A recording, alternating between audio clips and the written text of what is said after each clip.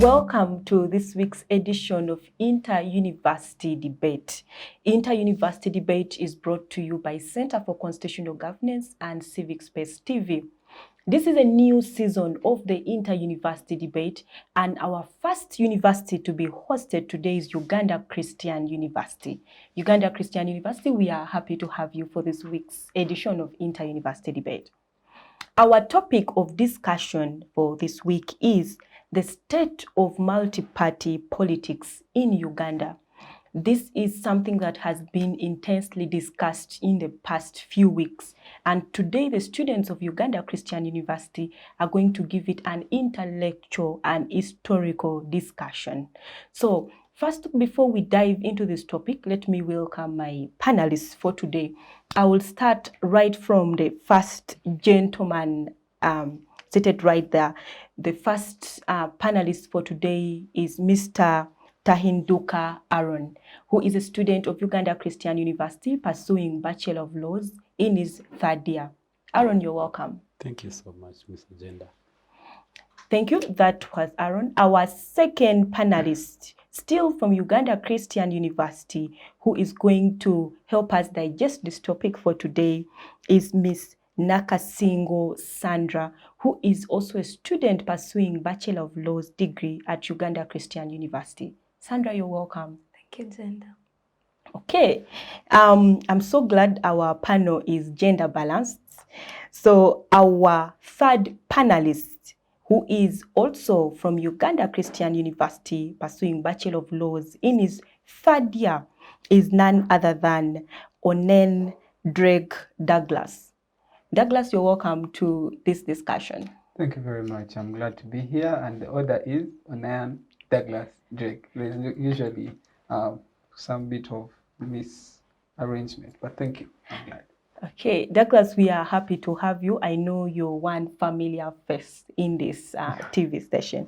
So we are happy to have you today. Thank you. Our fourth panelist for today is Ms. Harmony Uweera, a student at Uganda Christian University pursuing Bachelor of Laws in her third year. You're welcome to this panel today. Thank you, Gender. I'm so honored to be here. Okay, so as earlier mentioned, our topic for today is the state of multi-party politics in Uganda. This year, 2022, marks a 7th year anniversary of the multi-party politics in Uganda after it was introduced through a referendum in 2005. And as we know, political parties are extremely important in a multi-party state, and it forms the basis of democracy in a state. Looking at the various events that have unfolded before our debate today, it has prompted us to look at multi-party system in Uganda. So today we are delving back into history. What is the historical background of multi-party politics in Uganda?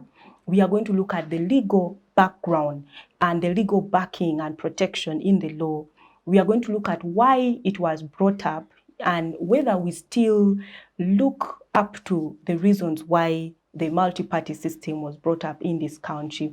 And I know the most anticipated debate is also going to take place today. That is the NRM-DP agreement that was signed. I've seen throughout social media it's being called the NRM-DP marriage. So we are going to delve into that discussion as well. So without taking much time, let me welcome our first panelist, and that is Aaron, to kickstart the discussion for today. So Aaron, my question to you is, let us go back into history of multi-party system. So what is the historical background of multi-party system in Uganda? Thank you so much, Ms. Agenda. I'm so much honored to be part of this discussion. First, you cannot discuss multi-party minus discussing democracy. And discussing democracy, and at the same time discussing multi-party, I will first show us the cores that someone ought to know or ought to discuss before actually tackling the history of multi-party. There are certain things you have to see in order to say that for a certain country, for a certain organized society, has democracy in line with multi-party. And one of them is the legal fixation of that very system. Like you said, we are supposed to actually as well discuss the legal framework of multi-party system. And I will refer us to Articles 69, 70, and 71, and someone would get time and read them. But taking us back, actually before, let me first finish the four of them. One is the legal fixation, another one is actually amongst the parties themselves, the institutions themselves, are they actually organized? And the third one is the political actors themselves. Do they actually, are they as well, their culture, is it actually organized in line with democracy? The third one would be the societies themselves, or the people outside. How do they perceive it? Themselves, their goal, their end goal, is it actually democracy? So those are the 4 key points that one ought to actually consider before discussing multi-party and democracy. But taking us back, democracy started way back even before independence, I think around 59, where we saw political parties like Abakaika, DP being the oldest party, I think around 49, then UPC. So even at the kick of independence, those parties were there, so they were competing. So we see a political space of them, multi-party, not until 67, when Dr. Sir, His Excellency Milton Obote came in and said no. For the law students, they will call the pigeonhole, where members of parliament came and found. So during that gap, we could no longer see multi-party system. So it was Obote and his government being a one-party system for some good time. After that period, General Idi Amin came in 71, and he came with a military government. So multi-party, it wasn't seen anywhere. For some good years, I think until around 79. So 79, we remember the Asians, the conflicts between Uganda and the Asians, Amin's government. Then the Ugandans who were in exile had to come in, and of course they were helped by the Tanzanian government. They overthrew the gentleman, Mr. Idi Amin. So after that period, we see a certain gap. It was in a period of, I think, a year and a few, but in that very short period, we saw 3 governments. So still during that very period, we couldn't see multi-party system. However, at the end, they tried to try it, but it again failed. So after that period, around 61, that is when the NRA, led by General Museveni, His Excellency, went to the bush and tried to organize the country in the name of democracy. Their 10-point program, number 1 was democracy. So they came, but when they came still, we didn't see multi-party system for some good time. 86, 95, people at local councils were the ones who were voting what. Then you as an individual, you would come as an independent. So still you can subscribe to a certain party. After they were restored, the political parties, however, they couldn't solicit finances you couldn't establish branches in other regions, in other districts. So they were exactly silent. So not until 2000 sharp, when a referendum was organized to bring back or restore the multi-party system. However, it didn't go through. I think they voted 90.7% against it. Then again, the same agenda was fronted, I think, through NEC in 2003. And it ended in 2005, where they voted, and majority, I think 84%, voted in favor of multi-party system. So from that period, 2005, we see now the multi-party system coming in Uganda. And I think surely it has been doing good, I would urge so. Thank you so much. Okay, thank you, Aaron. I would like Sandra to pick right from there on the introduction of multi-party system in 2005.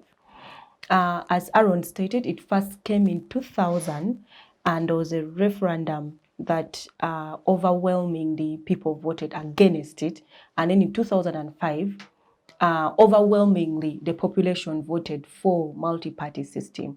My question to you is, what do you think was the rationale of introduction of the multi-party system in Uganda? So thank you so much, Cynthia, for that question. It is an honor to speak after Aaron because he has given you a whole detail of the multi-party system in Uganda.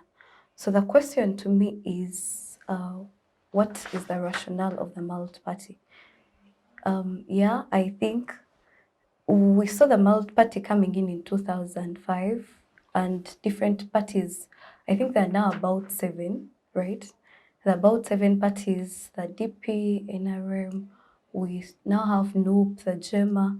So I think the rationale of forming the multi-party systems was generally to not let the ruling party be comfortable in their seat, something to let the other parties that were willing to take over the government to form an opposition that would drive so much the ruling party to resolve issues that were not doing well with the country. So generally, to me, I think the rationale was for the parties to work together and like that run the country.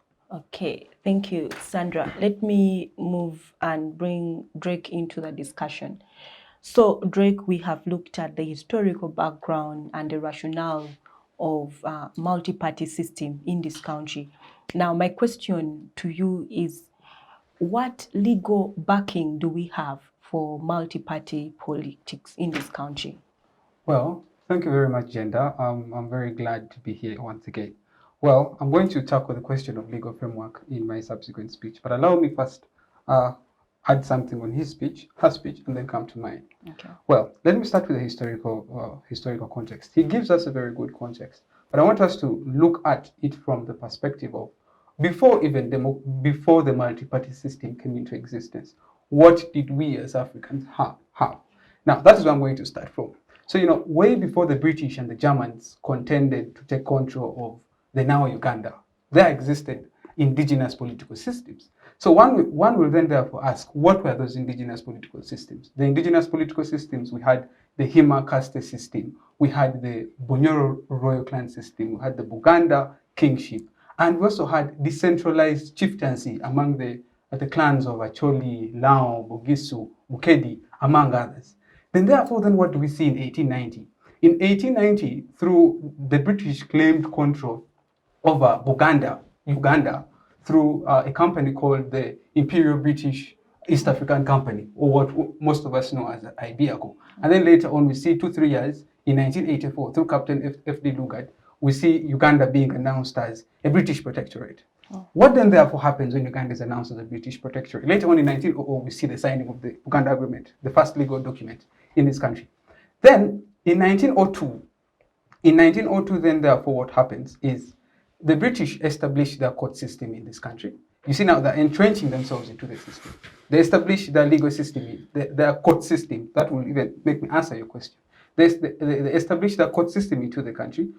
What else do they do? They go ahead and appoint a commissioner. Now that commissioner executed executive, legislative, and judiciary powers. One person. And that was in the person called the commissioner. So therefore, what later on we see as Uganda, yes, we were being colonized, we were going to school, and etc., etc. I'm going to take us fast forward then to 1955. What do we see then later on in 1955? In 1955, we therefore see the British appointing another commissioner. And then later on in 1957 is where we see the birth of political parties. Now that is where I want us to start from, because the discussion of today is about birth of political parties in 1957. Now, after the birth of political parties, elections therefore were first held in those early years. Now, where first do we then see the first where then do we see the birth of political parties? The birth of political parties began in 1957, which gave birth to the multi-party system that was well established in the 1962 constitution when Uganda attained independence. So when Uganda attained independence, through that document of the 1962, it gave us the idea of multi-party system as a country. Yeah. Then later on, we see years later on. Remember, before even the passing of the 1962 constitution, or even before we went for independence, there was the Lancaster conference that was meant to tailor to resolve those conflicts, that the conflicts of the issues of the lost counties, which it didn't resolve. So we see the 1962 constitution not lasting more than 3 or 4 years. Later on, it was overthrown in 1966. Then we had the interim constitution. The interim constitution did not provide for multi-party system. So the interim constitution was just there for the short time and then was replaced with the Republican constitution, which therefore gave leeway for the multi-party system in this country. But as Obote went ahead and controlled this country, since it was a Republican and was the president, because the 1962 constitution only made us have a ceremonial president in the then Kabaka. So Obote moves with the multi-party system and somehow backslides into extreme left, into going into UPC having extreme control of the power into one party. However, the document said otherwise. So multipartyism started then. Then we see the one-party system coming in UPC somehow. Then later on, we see what happens with Amin's government. I don't want to go into the nitty-gritties of the decrees of Amin from 1971 to 1979. So then, therefore, where else then do we see serious unfolding? The other serious unfoldings come when President Museveni comes in power. When President Museveni comes in power in the year 1986, that is when Uganda, of course, they put aside the constitution and they came up with a statutory instrument that did away with multipartyism as a country and put us into what they so-called the movement system. Now, the movement system was more of a hybrid of what Obote already had, the extreme left, whereby UPC had sovereign control over the country. Now, in the movement system, you would only go for office on individual merit. That is what happened. Their argument was they don't want to have political parties, they want to base on individual merit. That is what papers say, and that is what scholars go by. So, in the early 2000s, yes, Aaron talked about the referendum. Yeah, quite true. People vote against the one-party system. And in 2005, when the referendum was held, 84%, a report by DGF shows that 84% of Ugandans were against the idea of the one-party system. They opted for the multi-party system. However, having 84% people disagreeing with the one-party system, which would now bring us to our discussion today, if I'm given time, I'll dive into it, therefore now brings us fast forward to Ugandans having values or understanding of multi-party politics, but we do not have a deeper understanding of what democracy is, what multi-party politics is, which we shall discuss in this debate. But to answer your question, yes, we do have the legal framework in place, because the 1995 Constitution, he gave you the articles 69, I think Article 69, clause 2B provides for that. You also have statutory instruments that are passed by Parliament, such as the Political Parties and Organization Act of 2005. Now, all those are legal frameworks that provides for formulation of a political party, provides for responsibilities of a political party, which it's provided for under the law. So if a political party wants to formulate or get formed, they would have to follow this legal framework. So in my subsequent discussion, I will show you how our basis of our democratization process as a country has been weak, and we are still feeling the effects up to today, and what we can do best as a nation to move forward. Thank you. Okay, thank you so much, Drake. That was quite elaborate. Let me move to Ms. Harmony. So, Harmony, having looked at the historical background, the legal backing that multi-party system has in this country, but also when we go back and look at the legal, at the historical background, we see there are stages when the citizens of this country voted against multi-party system 2000. Then we see also stages like in 2005 where they voted for multi-party system. And then in 2000, when the multi-party system came in, the NRM campaigned against it, and we saw the citizens vote against it. 2005, NRM campaigned for it, then we saw the citizens moved and fronted the multi-party system and voted for it. Now, my question to you is, do you think the citizens of this country have embraced the multi-party system at this point in 2022? Thank you so much, Gender. Well, I do think that the citizens of Uganda have actually embraced the multi-party system, because we see the rise of different opposition parties. We see parties like NUP that came up. We see parties like ANT that came up. Those are new political parties that are not necessarily for the ruling government. That shows that the Ugandans actually embrace this system. And we see that even in the general elections and all that, in our representation in parliament, we have a good number of the seats or the people who are represented being people of opposition, people from NUP, we have MPs from FDC and all these other parties. So in my opinion, I think that the Ugandans have actually embraced this multi-party system as of 2022. Okay, thank you, Harmony. Let me get back to Aaron. So Aaron, we have the legal backing, according to Drake, the legal backing of multi-party system in this country.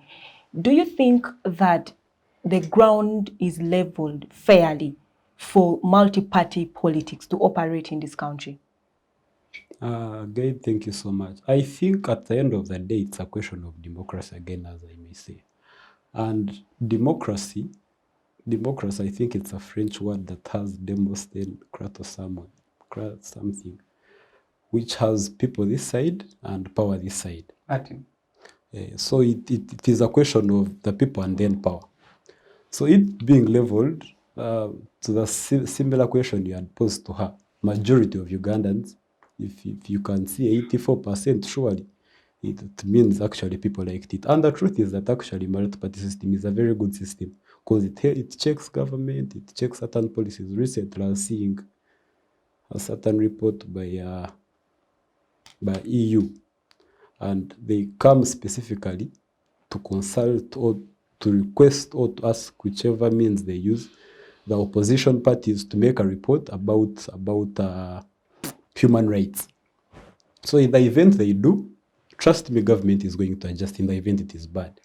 We have been seeing NUP under Mr. Chagulanyi fronting the number of women that die in hospitals at birth.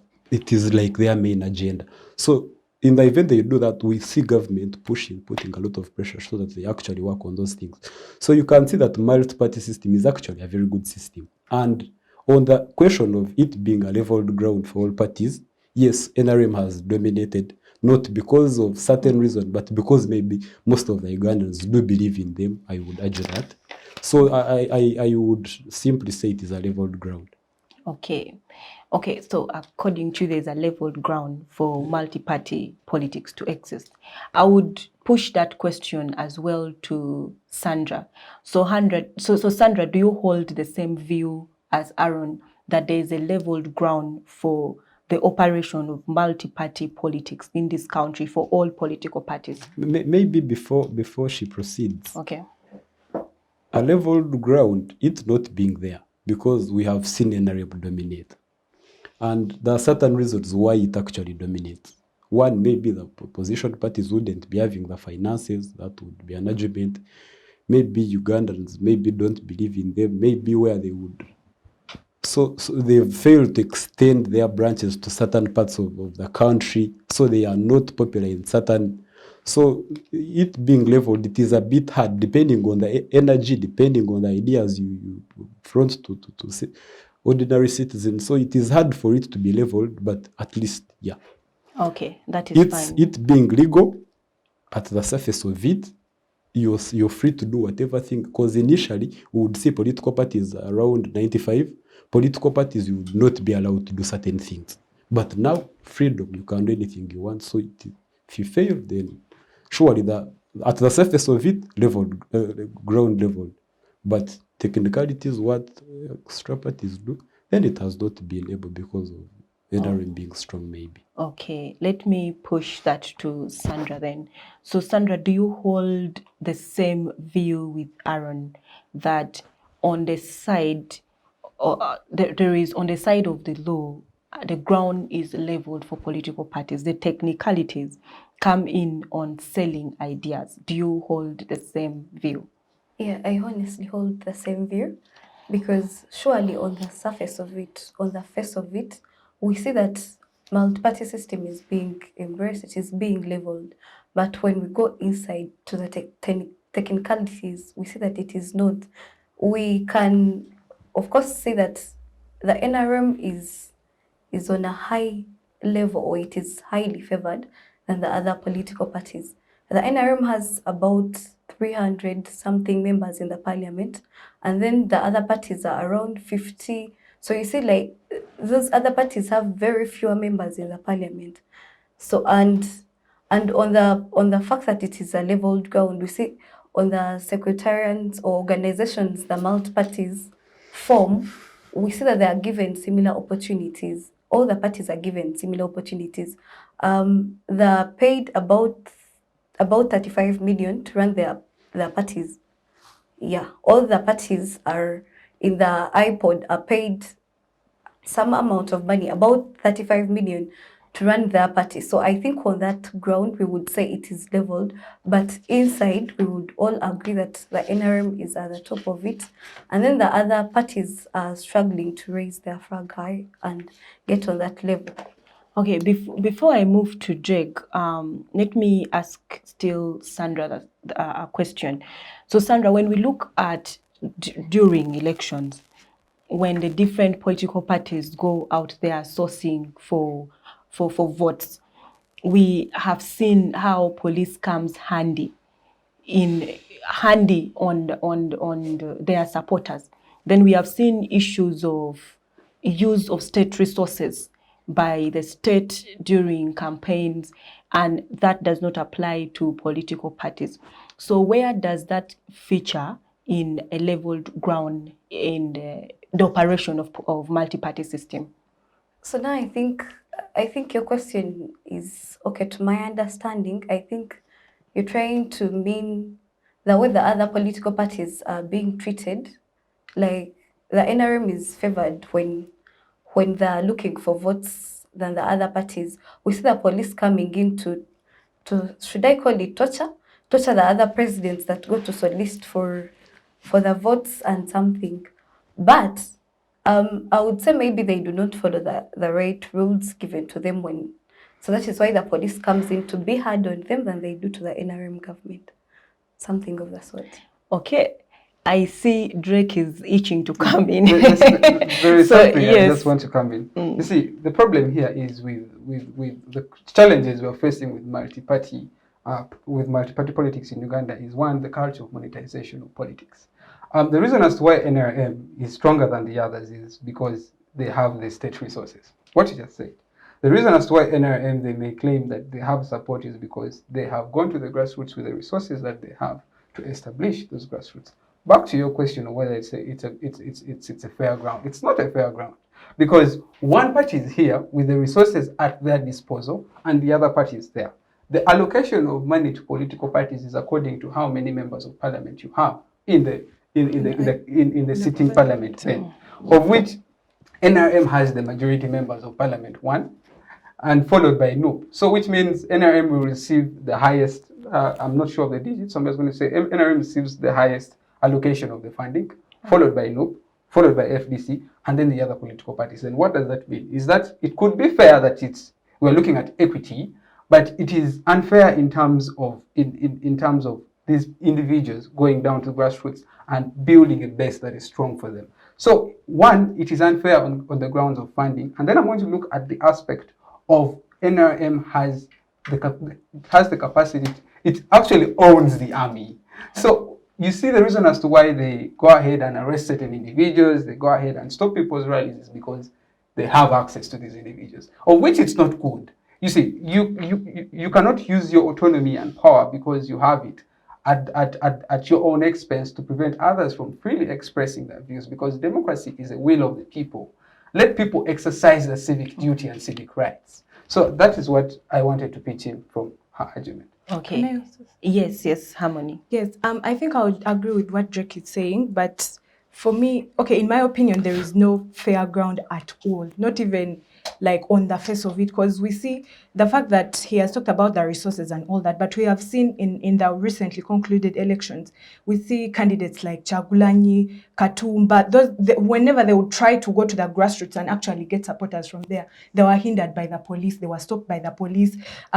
Candidates like Amuriat, we see them countless of times they have been refused, they have been stopped by the police from actually going to the grassroots with a little money that they have managed to gather and go and get supporters and set their bases in those other places they have been inhibited. We see things like during the elections, they told us it was an online election, they would give them airtime. How many candidates do you see actually going on TV to air out their manifestos or something like that? It wasn't, but we see that UBC was mainly, okay, not mainly, but we see that I personally, a number of times you would go on and you find Museveni, he's in West Nile, he's in where and all that, but they are following his campaign track. But these other candidates were given little to no airtime at all. That shows that there is no fair ground at all for multi-party system in Uganda.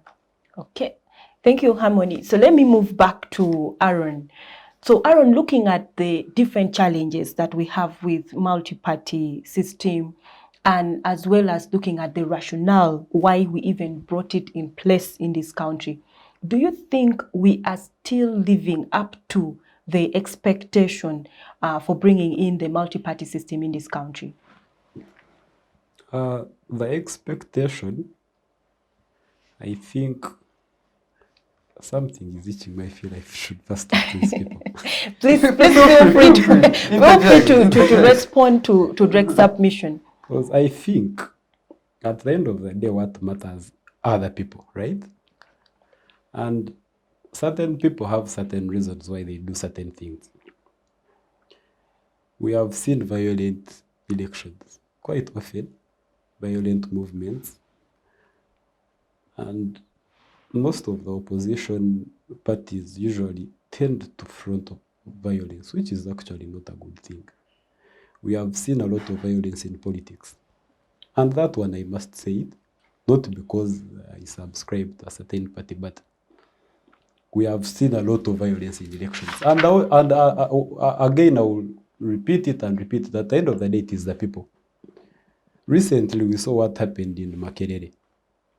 An innocent student who had come from UCU went to support his friend, his OB,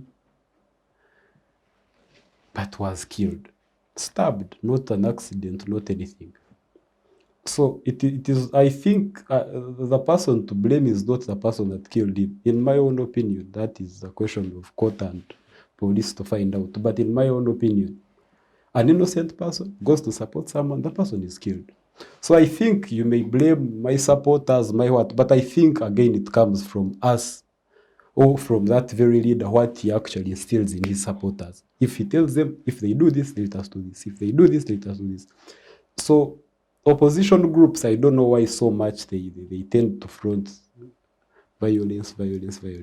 So, and at the end of the day, it's Ugandans. So that is why police usually comes in to keep peace. And peace, peace in Uganda, it is key. So usually I still argue that it is a leveled ground. Those things that come in to keep peace, you have seen supplementary budget. The opposition MPs accepted the 40 million. Some were forced to take it back, but most of them kept the money. So it is leveled. It is leveled. But most opposition groups tend to derive from their structures. Some are believed to be projects. Some actually are. So I think they reach on the way and lose it. But it is still a leveled ground. And where you lose it, as Ugandans, people will not allow. That is where government comes in. But NRM as a party, I believe I'm not where decisions are made, but I think they also have their own structure.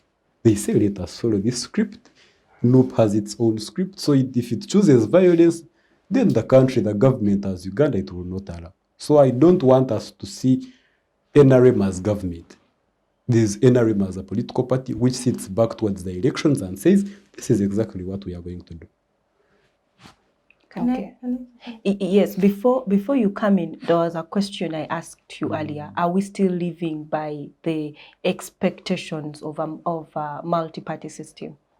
Absolutely. Okay, let me allow Harmony to come in at that point. Okay, I would like to address what Aaron has said. He says the police comes in. Yes, we know that the police's job in our country is to maintain peace, maintain harmony among the people. But it doesn't make sense if they stop candidates before they even get the chance to go on ground. It's like they are punishing. It's like punishing someone for a crime that they have not yet committed. It doesn't make sense. We see Honorable Chagulanyi, he was stopped from Ginger, I think, which led on to a whole bunch of riots that happened around the country. But he was stopped. He had not done anything. He had not yet even gone out to his rally, but he was gotten and treated very badly, taken into police without, and there were no charges at all for taking him. But they took him. They didn't even give him the opportunity to go on ground and do something. There was no violence at all. They didn't anticipate any violence. They didn't have any reports or any suspicions of violence that was going to happen. But he was taken and treated very badly, and yet he was a whole presidential candidate. So really, I know the police is there to protect us, but it's supposed to protect and do something when something has actually happened. They cannot stop people from gathering, people from campaigning just because of the fear of something that they don't even know is going to happen. Okay, thank you. Let's have Drake interject at that point. Allow me to say that we are very unfortunate, a generation, to have been born in a time whereby we are forced to go by hatred towards individuals and not go against ideas. The reason as to why I say this is, you see, the essence of the formulation of a political party rests on an idea. And what we see today is we see individuals, we see people fighting individuals, not ideas. And that is where, as Uganda, I would gladly say we have gone wrong from the word go. When we go ahead and attack individuals and not ideas, then we are not moving in the right path. Let me use the example of the Democratic Party. The Democratic Party was formulated, or what made the Democratic Party emerge was they were fighting for the rights of Catholics, Catholic teachers. Now, there was a meeting that was held in Gulu, in St. Joe Technical School, wherein the essence of this meeting, because the essence of this meeting was to fight for rights of teachers and the rights of their children, because Catholics in Uganda weren't allowed to go beyond primary 5. So what then therefore happens when these people sat down? Father Agustino and the Catholic Teachers Association sat down in Gulu with Engineer Kasola, who there later on became the first president of the Democratic Party. When they sat down, the essence behind Democratic Party was for truth and justice. Justice to see that Catholics go and attain education beyond primary 5. That example of Democratic Party is to show that the essence of a Democratic Party must rest on an idea. And the idea must be something everyone agrees with. Then what do we see with the UPC? The UPC therefore has an improved version of what the DP have. The UPC come and say, hey, DP, you're fronting for justice, you're fighting for the rights of the farmers, you're fighting for the rights of the teachers, of the people that are oppressed in society. UPC comes and says, we are here. They took everyone's problems and put themselves that we're here to solve everyone's problems. And that's what formed the idea behind UPC, and that is socialism. For those who read socialism, you understand that everyone must be treated fairly and equally. Now, those are ideas behind political parties. Now, what do we see in recent political parties that came in today? The reason why I said we are an unfortunate generation to have been born in this time is we are fighting individuals. Norbert Mao recently signed the cooperation agreement, and everyone is attacking Norbert Mao. They're attacking a man who maybe has his vision to take forward this country. I'll have my say when the time comes. But my problem is the argument that my friend Comrade Aaron and Sandra are fronting. They front the idea of lack of tolerance of ideas. Yes? Political parties. Okay, let me cut you right there. We are going to take a short break and we will start from right there when we get back. Thank you. The Citizens Chatroom happens every Friday at 2 p.m. on Civic Space TV Online on Facebook and YouTube. We invite you to be part of this conversation. Civic Space TV, freedom always. Welcome back from that break. We are still discussing the state of multi-party politics in this country, and I'm with students of Uganda Christian University. I'm your moderator, Lake Gender Fancy. So let me get back to Drake. Yes, Drake, you were still discussing how unfortunate of a generation we are. Thank you very much. Yeah, I was saying that we are a very unfortunate generation that have been born in a time that we are just harboring and accepting the hatred of our forefathers. It is unfortunate that we lost a comrade of ours from UCU because of the hatred that we have inherited from our forefathers. Because you are yellow, you're blue, you're red, and because of that hatred, we lost an innocent soul. What does that then tell us? The problem that we have facing multipartyism is lack of political tolerance.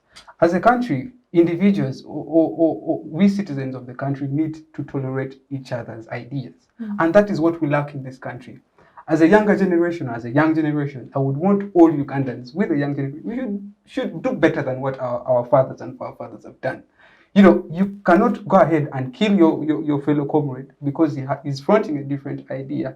Now, the reason that's why all these killings are happening is because people or parties are against fighting individuals. Instead of fighting ideas, people are focused on fighting individuals. The hatred that is existent with these individuals is being brought out, and we are losing lives. We are losing young lives. So unless we solve the problem of lack of political tolerance, even with the ruling government, unless they accept criticism, as a country, we are still at a very critical stage. And it's very sad that we're going to have a younger generation that even might be very violent like what we're seeing right now. Okay, thank you, Drake. So let us now go ahead and address the elephant in the room. The NRM-DP cooperation agreement. What is your take on it, looking at it from the angle of multi-party politics? Disclaimer. I would like to first put a disclaimer. I'm not a spokesperson of DP, but I am someone who loves ideas, who loves seeing things from a positive angle.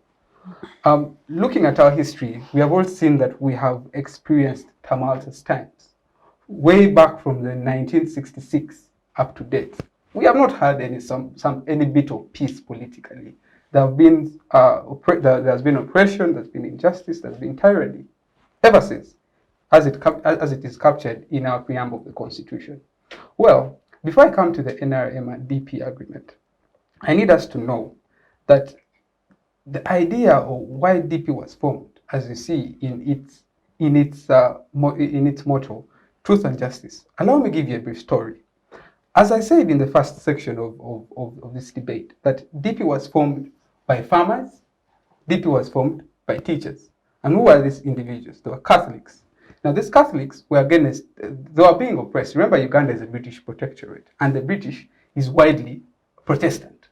So they were against the idea that if the Catholics had gone further and attained better knowledge, they would override them. And remember, we were very close to receiving of independence. So what then happens is a meeting was held at St. Joe, at St. Joe Technical School in Gulu. Yeah, in what we call right now For God.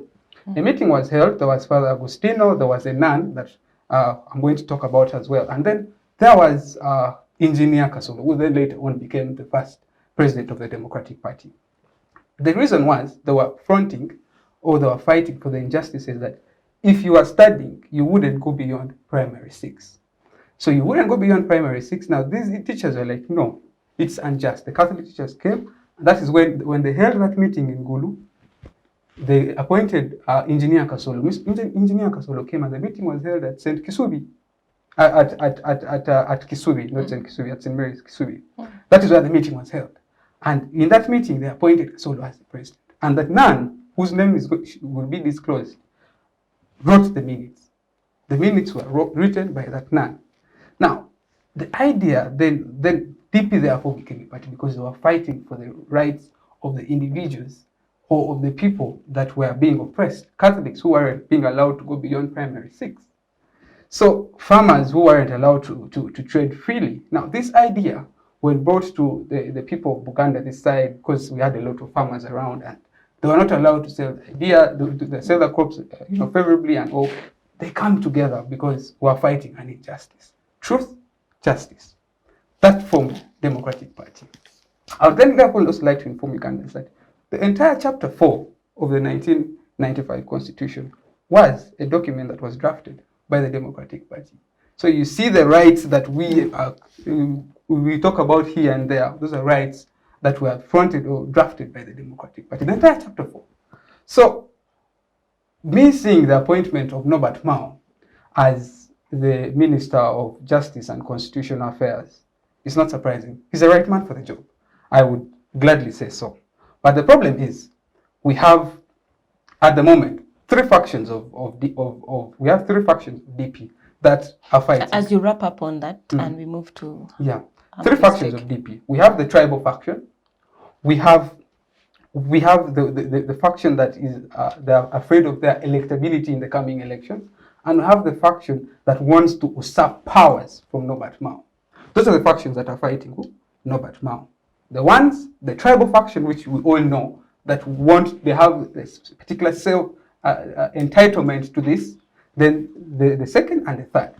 Therefore, my opinion in the DP-NRM agreement, as I would say, as a law student, you do not go ahead and just talk without making your research.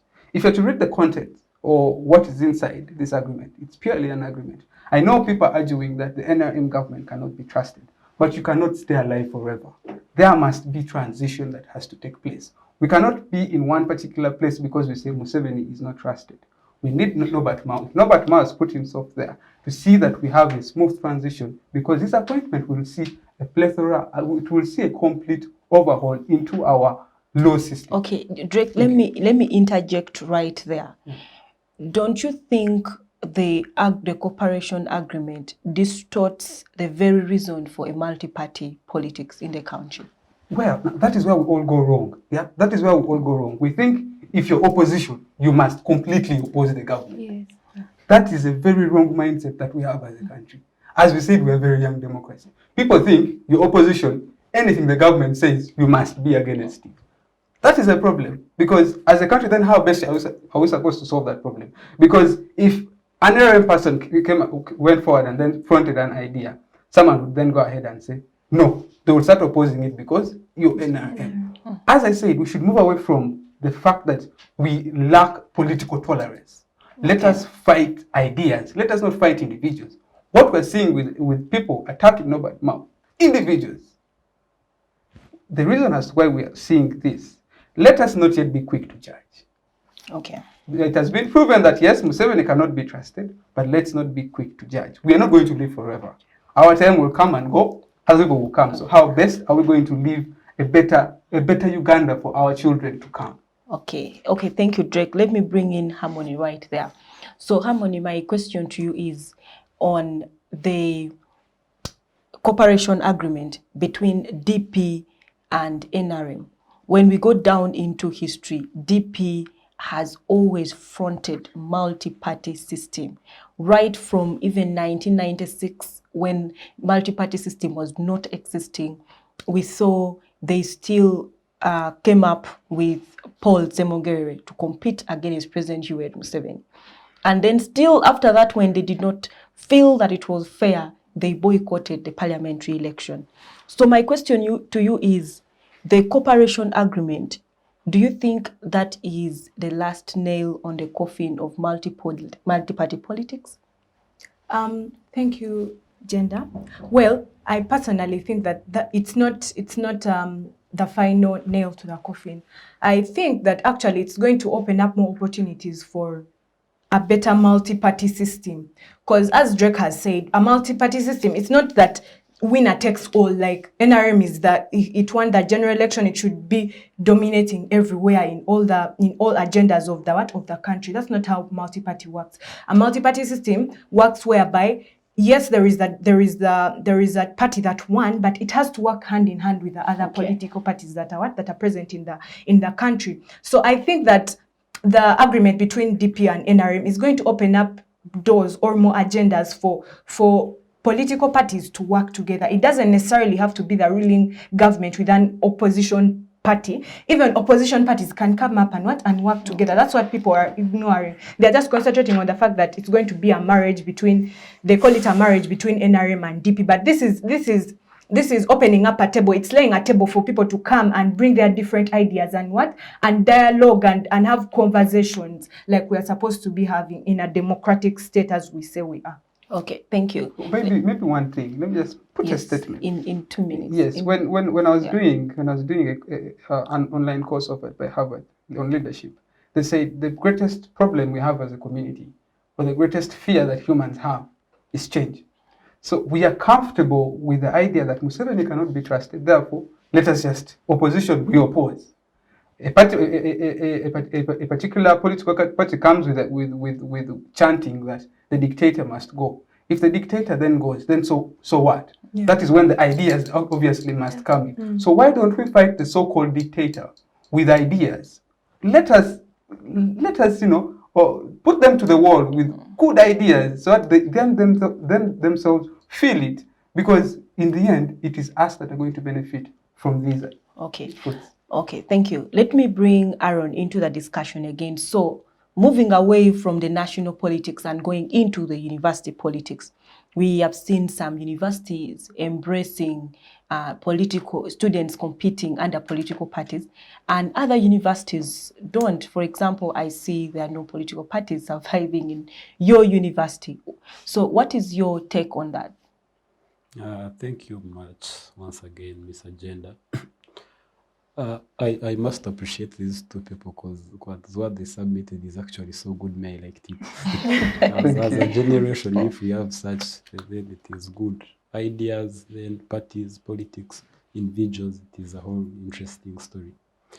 Going back to your question, I think from the very word go, that is actually where most of us go wrong. Going in an institution, a university, and you actually want to think that you're going for politics. I'm going for girl presidency, I'm going for a certain ministerial position X, and I'm going as a politician. That is where most of us go wrong. I think basically you're going to serve, you're going for service, you're going for leadership. Just this is an organized group of people, they have their structures, they have an administration on top. You're going for basically leadership. So what it helps you as an individual, maybe it helps to nurture you for the day tomorrow, maybe if you go for another position.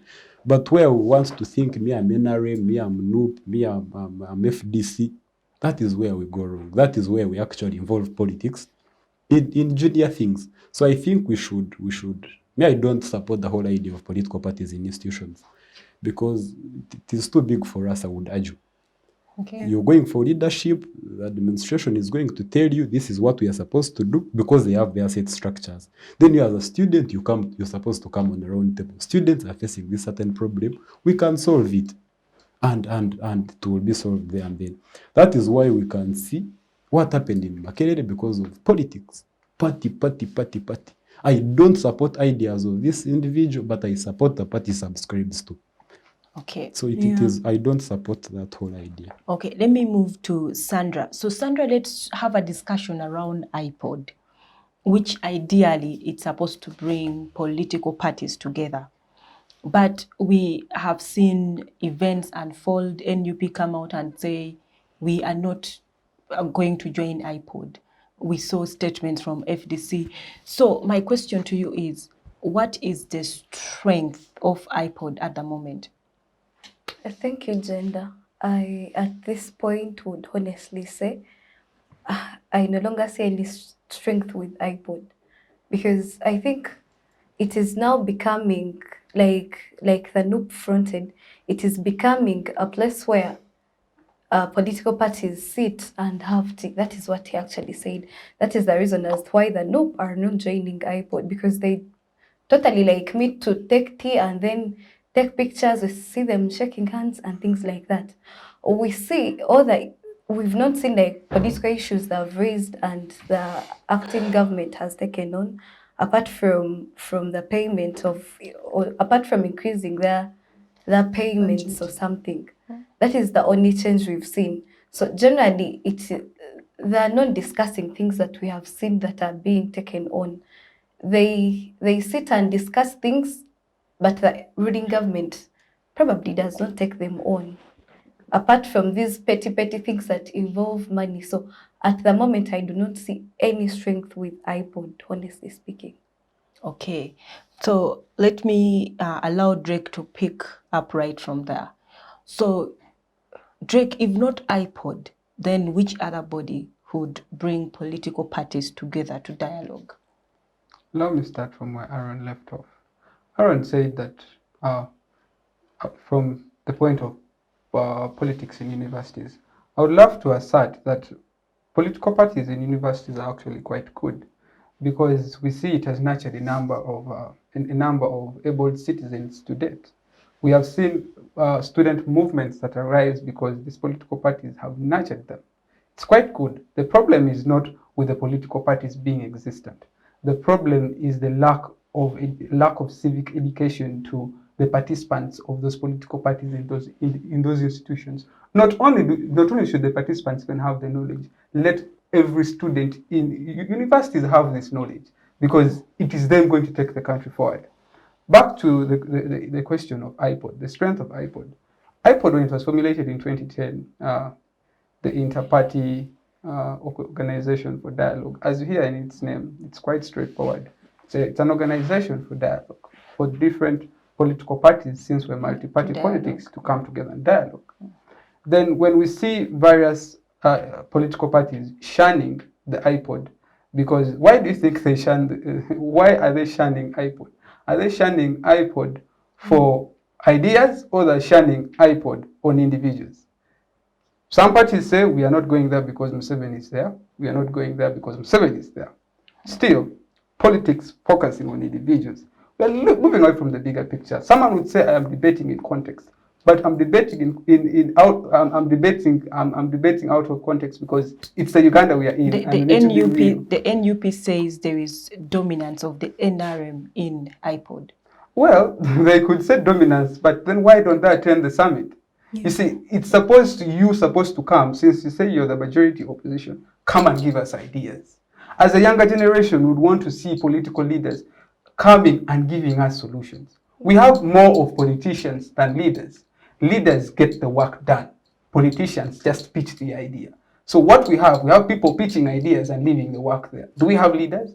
The course I was doing told me, if you're a leader, you must get the work done regardless of the challenge. So as I conclude, we have more of politicians than leaders.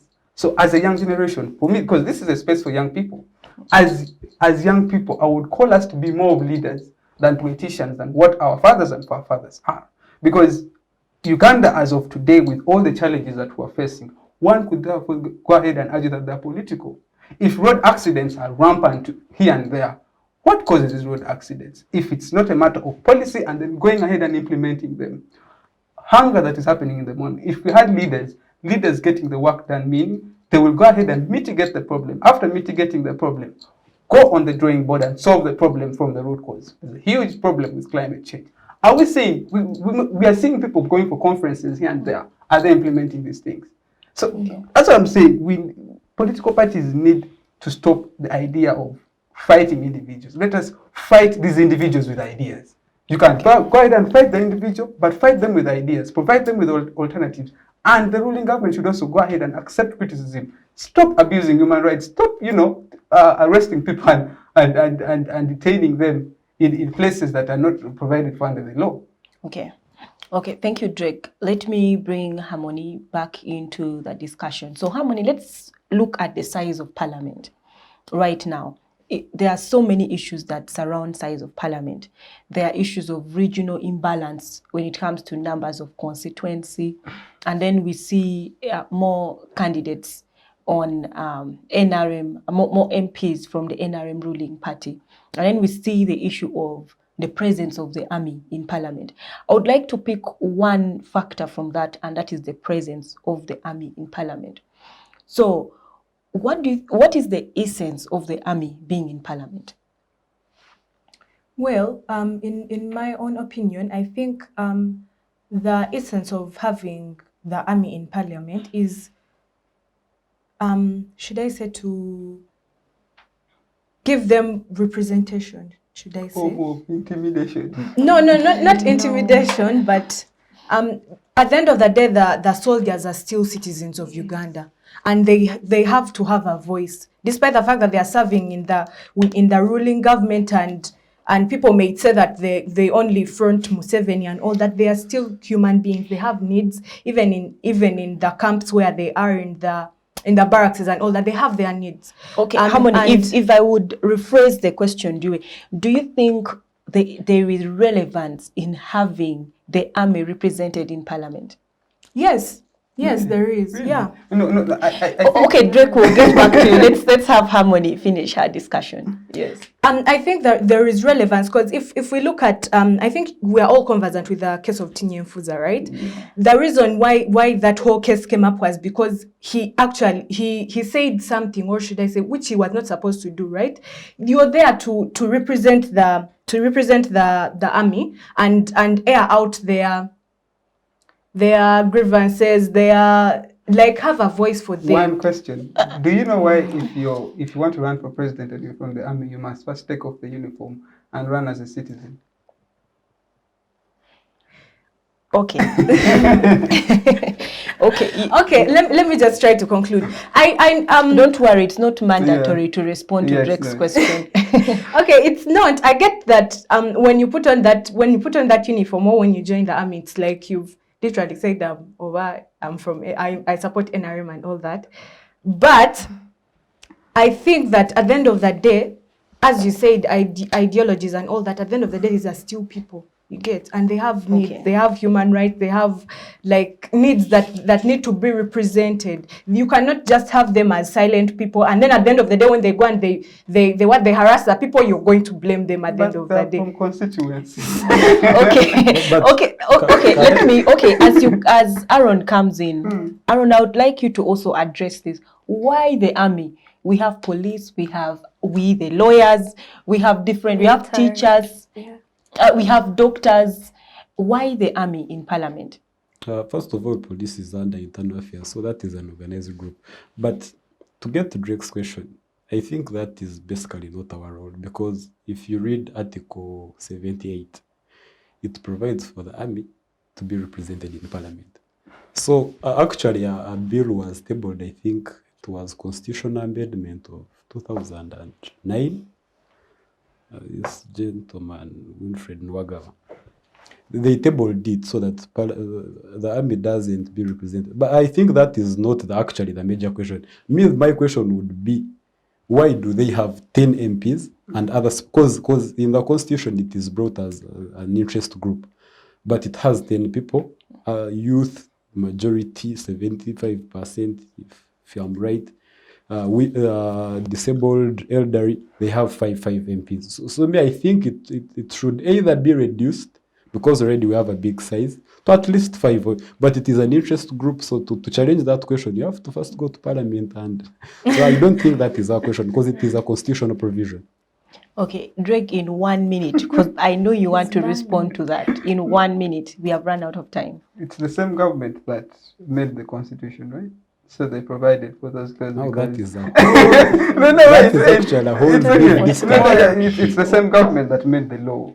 So you see, the reason as to why you have members of parliament representing constituencies is for purposes of representation, oversight, and among other responsibilities of member of parliament. Thank you so much. That is why we have members of parliament.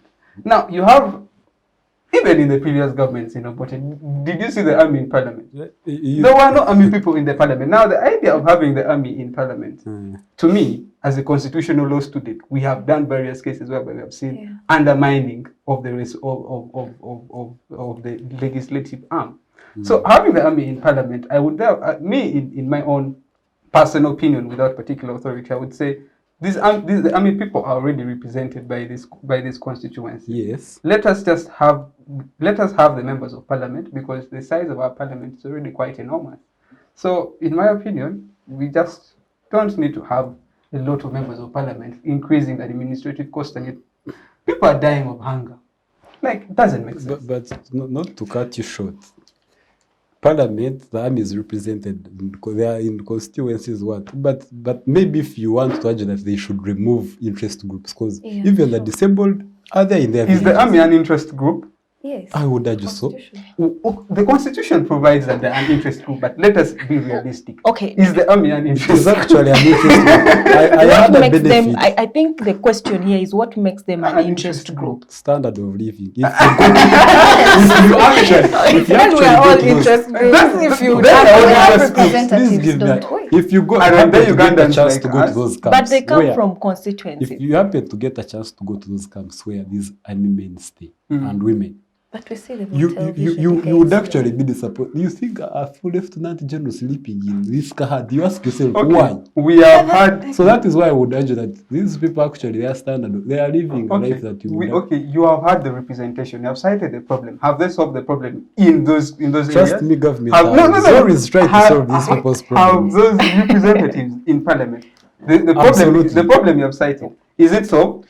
It Is is the it same so? way. It is the same way. you would- Okay, we have the run out of time, so I think Drake, you and Aaron will have that discussion in the boardroom, or we shall postpone it for the next debate. So we have come to the end of our discussion for today. I'll give you 1 minute each to make your concluding remarks, and please front in your concluding remarks what we should do as a county right now, moving forward in the context of multi-party system. I'll start with you, Aaron.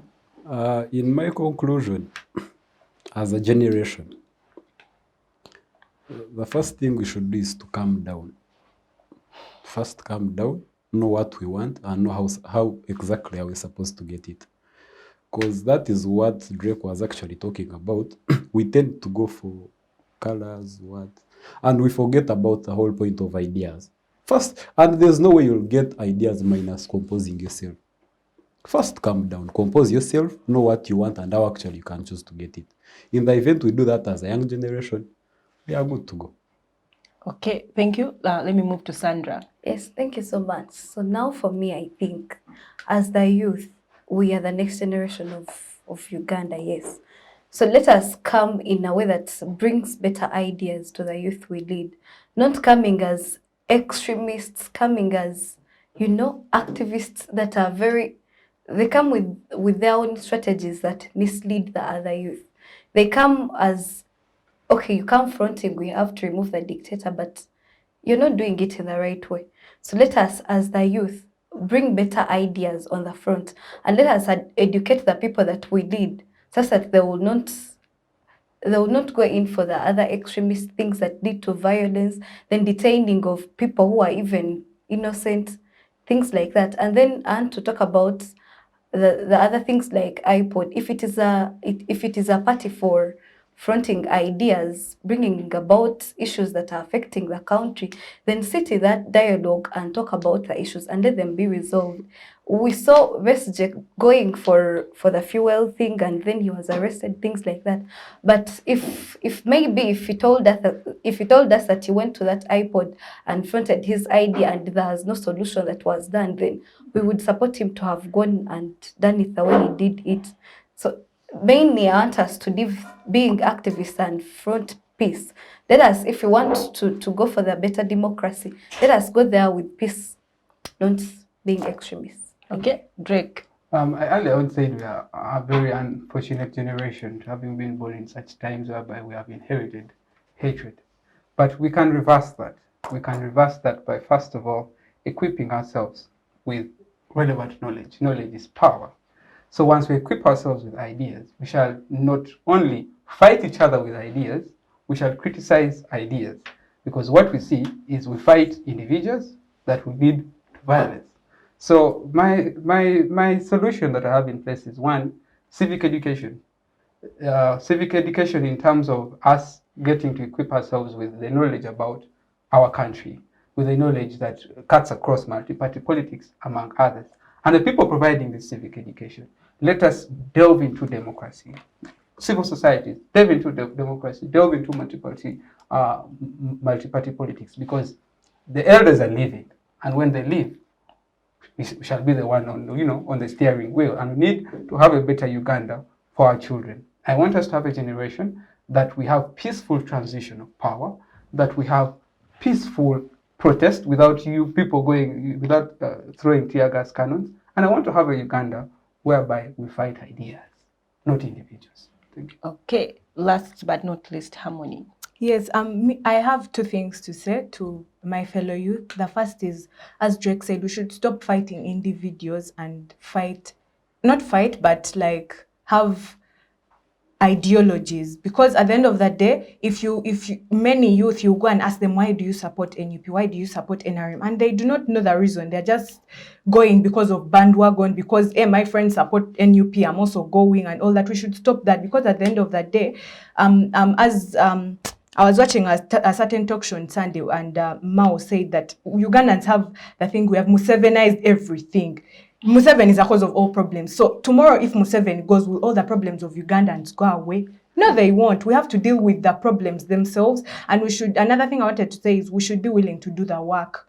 At the end of the day, you cannot be saying, oh, government help us, government help us. There are many times government has actually come through to help people, and they have given them the resources, they have given them the funds, but at the end of the day, the person is back in the same place that they were before the government helped them. We should be willing to do the work and not leave everything to the government and wait for a savior to come and save us. We should do it for ourselves, because at the end of the day, it is you who will lose or be in loss at the end of the day.